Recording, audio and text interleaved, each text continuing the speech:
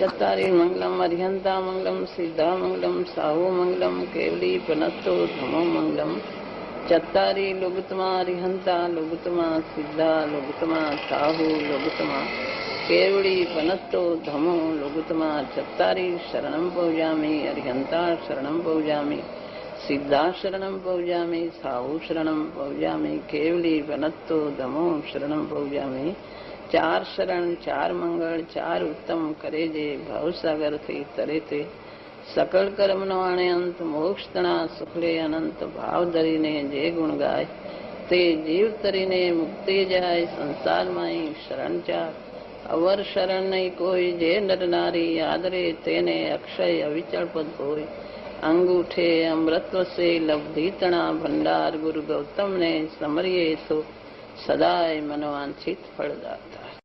એટલી ઊંચી ભૂમિકામાં પહોંચ્યા પછી પણ આવો વિનયનો ભાવ આવે છે તો સામાન્ય જ્ઞાનીને અને જ્ઞાની થનારને પણ આવો ભક્તિભાવ તો અંદર આવવો જોઈએ. એમ કહીએ બે દ્રવ્ય જુદા છે અને મારો સ્વભાવ નથી એટલે કઈ ભક્તિ એમાંથી ઉડી જતી નથી. કઈ એમ એ તો વસ્તુ સ્વરૂપ સમજવાનું છે કે બે દ્રવ્ય જુદા અને જે શુભ ભાવ છે તે પોતાનું સ્વરૂપ નથી, એનાથી પણ પોતે જુદો છે. એમ વસ્તુ સ્વરૂપ સમજે તે રૂપે પરિણતિ થાય, પણ અધૂરી ભૂમિકામાં શુભ ભાવો આવ્યા વગર રહેતા નથી. તો જિજ્ઞાસુની ભૂમિકામાં પણ ગુરુએ શું કીધું છે, ગુરુનો શું આશય છે, એવી ભાવના આવ્યા વગર રહેતી નથી, એવા વિચારો આવ્યા વગર રહેતા નથી. પછી એમ ના આવે કે હું બધું સમજી ગયો, હવે શું કામ છે, એવા વિચારો ના આવે.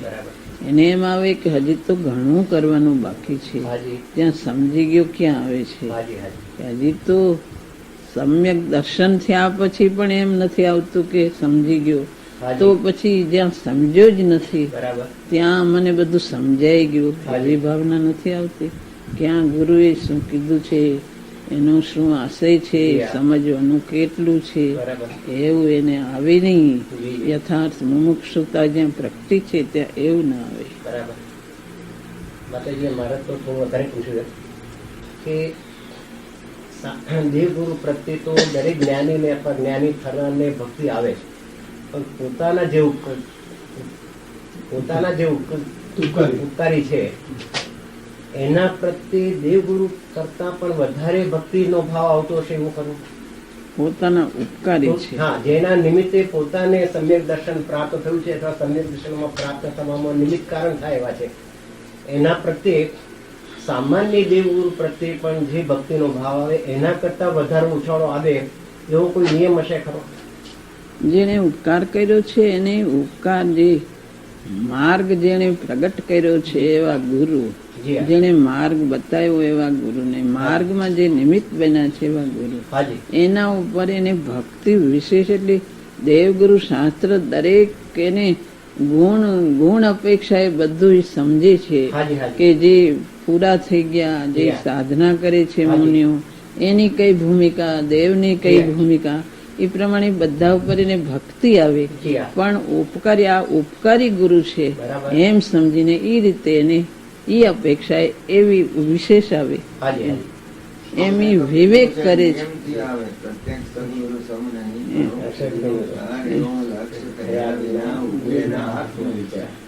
એટલે મને બે દિવસે ભક્તિ આપને સાંભળ્યા પછી એ જ ભાવ આવ્યો કે આપે કહ્યું બરાબર છે કે દેવના સ્વરૂપને યથાર્થ સમજે, નિર્ગ્રંથ ગુરુ હોય તો એના સ્વરૂપને યથાર્થ સમજે. એમ છતાં પણ જેનો પ્રત્યક્ષ ઉપકાર થયો છે અથવા જેનો પ્રત્યક્ષ સંભવ છે એના પ્રત્યે જ્ઞાનીને અને મુમુક્ષુને વિશેષ ભક્તિ આવે એવો નિયમ હશે ખરો? એમ વિશેષ આવે એવો નિયમ છે, આવે આવ્યા વગર જ નહીં. એમાં બીજો નિષેધ નથી થતો, બધું જેમ છે એમ ભક્તિ યથાયોગ ભૂમિકા જે દેવગુરુ શાસ્ત્ર એ પ્રમાણે જ આવે છે, પણ ઉપકાર થયો છે એને આવે વિશેષ. કુનકુંડાચાર્ય કહ્યું, જીન કથન ભાષા સૂત્રમય શાબ્દિક વિકાર રૂપે થયું તે જાણું શિષ્ય ભદ્રબાહુ તણા અને એમ જ કહ્યું. જસબોધ દ્વાદશ અંગનો 14 પૂર્વ વિસ્તારનો જય હો શ્રુતંધર ભદ્રબાહુ ગમક ગુરુ ભગવાન. ઊંચી ભક્તિ કરી છે. પોતાના ગુરુનું નામ લઈને બોલે છે. બે વાર 3 વાર કહી એમનું છે. હું એમ કે શિષ્ય જાણ્યું, કુંકુદાચાર્ય જાણ્યું નહીં, તે જાણ્યું શિષ્ય ભદ્રબાહુ તણા. અને એમ જ મેં તો એમ જ કહ્યું છે, જાણ્યું એ જ. પોતાના ગુરુનું નામ ખાસ જુદું લઈને બોલે છે. દરેક દેવ ગુરુ શાસ્ત્રની ભક્તિ કરે ગુરુનું નામ જુદું લઈને બોલે છે. ઉપકારી ભગવાન તાત્કાલિક લાભનું કારણ તો આ થયું.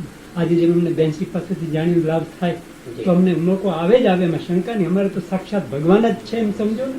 ભગવાનનું સ્વરૂપ ચોખ્ખું આપણને અત્યારે દર્શાવી જ રહ્યા છે ને. આ કોઈ વિવેકની વાત નથી, દિલની વાત છે કે આપણે ત્યાં સાક્ષાત ભગવાન આપણે બીજા ક્યાં જોવા જવાના છે. હું તો બધાને એમ જ કહું છું કે અમને તો સાક્ષાત ભગવાન મળી જ ગયા છે. આ શું અમારે બીજું શું જોઈએ? ગુરુદેવ બધાને સાક્ષાત જ મળ્યા હતા અને સાક્ષાત વાણી બધાએ સાંભળી છે. એ ગુરુદેવનો પરમ ઉપકાર છે. એમ સાક્ષાત જ બધાને મળ્યા છે. આ તો અહીં તો ગુરુદેવે કીધેલું કહેવાય છે. પણ બેસી એમના એ વખતે કોઈ વ્યક્તિ નહોતો જાગૃત થયો. આજે ગેરહાજરીમાં જે ગુરુદેવ યાદ આવે છે એ ગુરુદેવનું આરોપણ હવે અમને ખ્યાલ આવે છે કે બેસી કે તે જ વાત સાચી હતી. હું મહિમા એનો જ પણ આ દ્વારા અહીંયા આવે ક્યારે આવે છે. એ વખતે અમે એટલો ખ્યાલ નહોતા કરી શકતા, હવે સમજાય છે. અને ગુરુદેવના બેન્સી પ્રત્યેના ભાવનું પણ પ્રયોજન આજે સમજાય છે કે આપણે સમજાવી ગયા ઈશારામાં કે ન ભૂલશો. હવે જો હું તમને બધાને સોંપતો જાઉં છું, કહેતો જાઉં. અને જુઓ શાસન પણ ગુરુદેવની હયાતી કરતા અત્યારે બિલકુલ શાંતિથી સ્વસ્થતાથી સુંદર રીતે ગોઠવાઈ રહ્યું છે. જેને જેવું તું ગયા, જેને રહેવું તું રહ્યા, અને જેને શાંતિથી અભ્યાસ પ્રવૃત્તિ સારી રીતે કરી શકે છે એ અપાર ઉપકાર છે. આ હકીકત છે. જેનામાં કચાશ હતી તરત જ બાપુ એ કામ નથી. અને જે પાકા ને સાચા ને નિષ્ઠાવાન હતા એ ટકી ગયા. આ હકીકત હું ભાઈ સાહેબ બહુ જ પ્રમાણિકપણે જે કંઈક સૂઝ સમજ છે એ પ્રમાણે કહું છું. હકીકત આ સાવ સાચી હકીકત છે. આ પ્રતાપી પુરુષનું. અને બીજી વાત, ગુણ અને પુણ્યનો લોકોને બી ખ્યાલ નથી. હજી પાપાનું મંદિર પુણ્ય, પુણ્યાનું મંદિર પુણ્ય શું કહેવાય એનો એને ખ્યાલ નથી. એટલે આપણે તો એની ટક્કર કોની સાથે જીવે છે એની ખબર નથી. ટક્કર કોની સાથે, અથોપૂર્ણના ધણી એમની સાથે ગુરુદેવ. એ કાંઈ હવે બોલવાની કઈ જરૂર નથી. હવે ગુરુદેવે તો આખું બધું ઊભું કર્યું છે. આ તો બધું હાલે છે. ગુરુદેવે તો આખા પલટાઓ કર્યા છે. તો આખું સંપ્રદાયના બધા પલટાઓ કર્યા. એ વાત આખી જુદી હતી. એમની પ્રભાવના વિકલ્પ, એમનો જે પ્રભાવનાનો વિકલ્પ, એમની વાણી આખો બધો પલટો લેવાય. એ વાત આખી જુદી હતી. અત્યારે તો બધું ઠીક છે.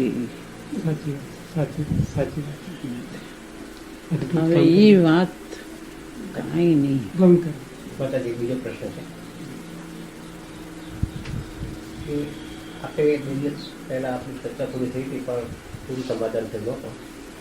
સવિકલ્પ નિર્ણયનું યથાર્થ સ્વરૂપ શું છે, એનું સમ્યક દર્શનમાં કારણ પણ કેટલું છે, એની મર્યાદા કેટલી? સવિકલ્પમાં સવિકલ્પ યથાર્થ નિર્ણય એનું સ્વરૂપ શું છે અને એનું સમ્યક દર્શન પામવામાં એનું કારણ પણ કેટલું, અને એ મહિમા કરવા યોગ્ય હોય તો કયા પ્રકારે? સવિકલ્પ નિર્ણયમાં કારણ પણ કેટલું સમ્યક દર્શન અને એની મહિમા કોની? સવિકલ્પ નિર્ણયની કોની? એનું કારણ પણ એટલું કે યથાર્થ જો કારણ હોય તો એમાં નિર્વિકલ્પ દશા પ્રગટવાનું કારણ થાય છે. એ મહિમા. બાકી હજી એના વેદનમાં કે એની કોઈ ધારામાં એ હજી ફેરફાર થયો નથી.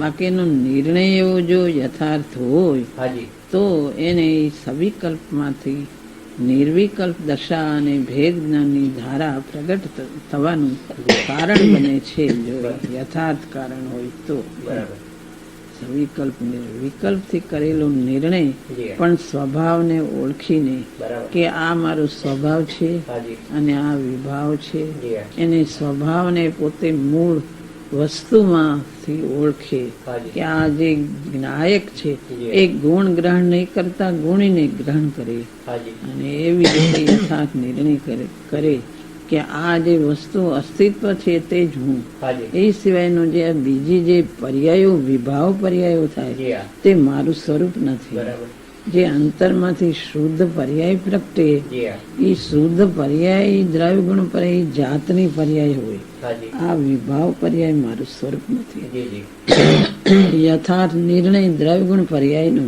હાજી બરાબર કરે જી હા તો એ નિર્વિકલ્પ દશા થવાનું કારણ થાય છે. જી હા પણ એમાંથી એને ભેદ જ્ઞાનની ધારા પ્રગટે જી હા તો નિર્વિકલ્પ દશા થાય એની બરાબર. કોઈ નહીં. મોક્ષમાર્ગ પ્રકાશકમાં તારો પુરુષાર્થ એમ કે તત્વનો નિર્ણય કરવો એ જ એટલો તારો પુરુષાર્થ છે. એટલે તત્વનો નિર્ણય એટલે યથાર્થ દ્રવ્ય ગુણ પર્યાયના સ્વરૂપપૂર્વક હું જ્ઞાયક છું એવો સવિકલ્પાત્મક નિર્ણય. તો ત્યાં વજન આપ્યું એટલું કે ભાઈ તું તત્વનો નિર્ણય તારે તો બુદ્ધિપૂર્વક કંઈ પણ કરવાનું હોય તો એ તત્વનો યથાર્થ નિર્ણય કરવો તે છે. ત્યાં એમ કહ્યું કાલે ગુરુદેવના પ્રવચનમાં પણ એ વાત આવી હતી કે એક જણે અનુભવીને આત્માને જાણ્યો છે અને એક જણે આત્માને અનુભવ એટલે કે વેદન નથી થયું પણ છતાં શાસ્ત્ર દ્વારા એ રીતે સમજીને આત્માને જાણીને નિર્ણય કર્યો છે તો પણ એની કોઈ કિંમત ઓછી નથી.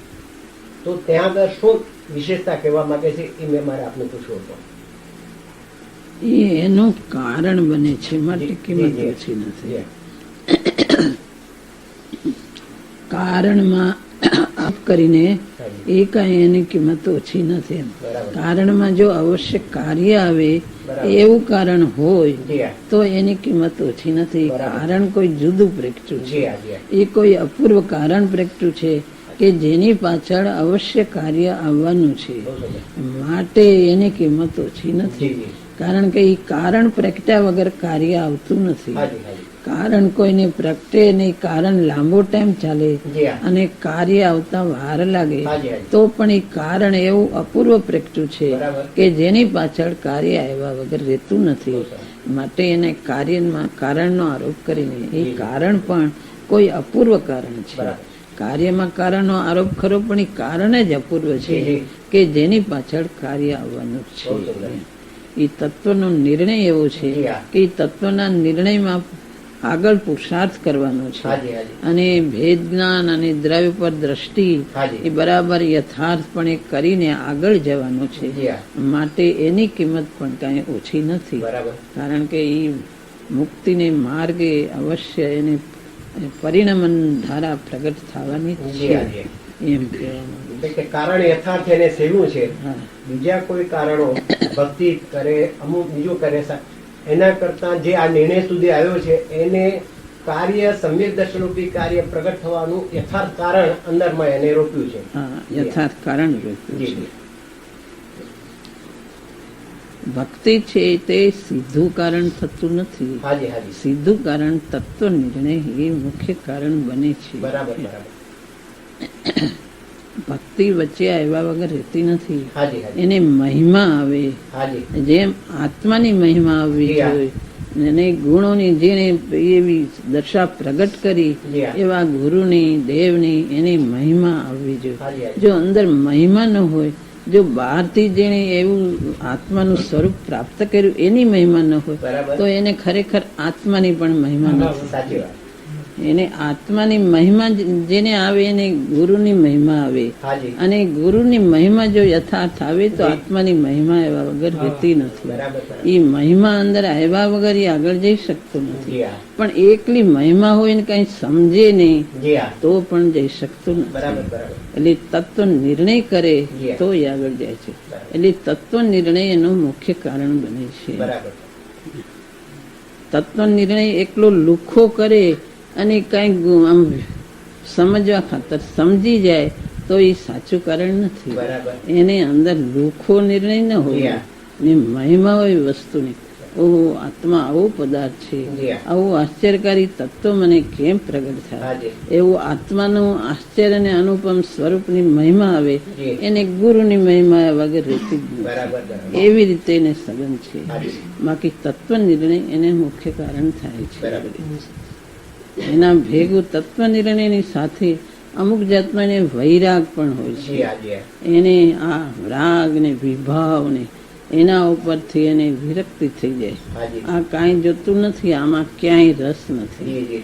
એક આત્મા જ સર્વસ્વ છે, જી હા. આત્મા જ સારભૂત છે. જી હા. આ એની અંદરથી નિરસતા આવી જાય છે. બરાબર બરાબર. એ અંતરમાં એ પણ હોય, હાજી. મહિમા હોય, વૈરાગ હોય અને તત્વ નિર્ણય હોય, બરાબર. બધું ભેગું હોય તો આવી જી હા, જાય. જી હા. એમાં તત્વ નિર્ણય મુખ્ય કરો, પણ એ આ બધી રીતે તત્વ નિર્ણય મહિમા વાળો અને વિરક્તિ વાળો એવો ભક્તિપૂર્વક આ ભક્તિપૂર્વક જી હા, જી આવી જાતનો. એનું મુખ્ય ભલે તત્વ નિર્ણય રહ્યો પણ એની સાથે આ બધું હોય. આ બધું હોય જી નહીતર નિર્ણય લુખો થઈ જાય, બરાબર બરાબર. તો એ સાચું કારણ થતું નથી. જી હા. બહુ સુંદર મતે જવાબ. તો કાર્યનું કારણ આપીને એને એની જેટલી અગત્યતા છે એટલી અગત્યતા પણ આપે સમજાવી, અને સાથે એની સાથે ભક્તિ વૈરાગ્ય એ બધું પણ સાથે હોય ત્યારે જ આ નિર્ણયમાં લુખાશ નહીં આવી જાય, નહીં તો લુખાશ આવી જશે. લુખાશ જી આવી હા, જાય. ભક્તિમાં ભલે બહારના કાર્ય ન દેખાય, બોલે નહીં, જી. કોઈ કાર્યોમાં જોડાય જ એવોય નિયમ નથી હાજી, હોતો, પણ એનો નિષેધ અંદરથી ના આવે. બરાબર. કેટલું જોડાય એની પોતાની ઓલી ભાવના ઉપર છે, જી હા. બાકી એનો નિષેધ ન હોય, બધું એને સાથે હોય જી. છે. મુખ્ય વાત નિષેધ ન હોય એને. નિષેધ ન જી હોય. હા.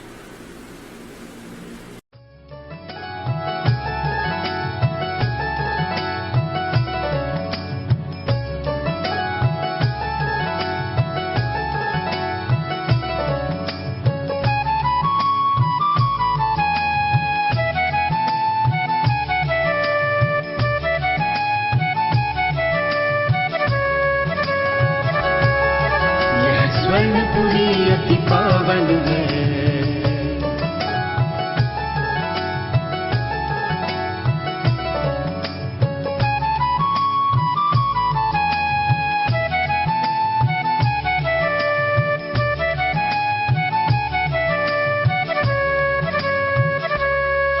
यह स्वर्णपुरी अति पावन है,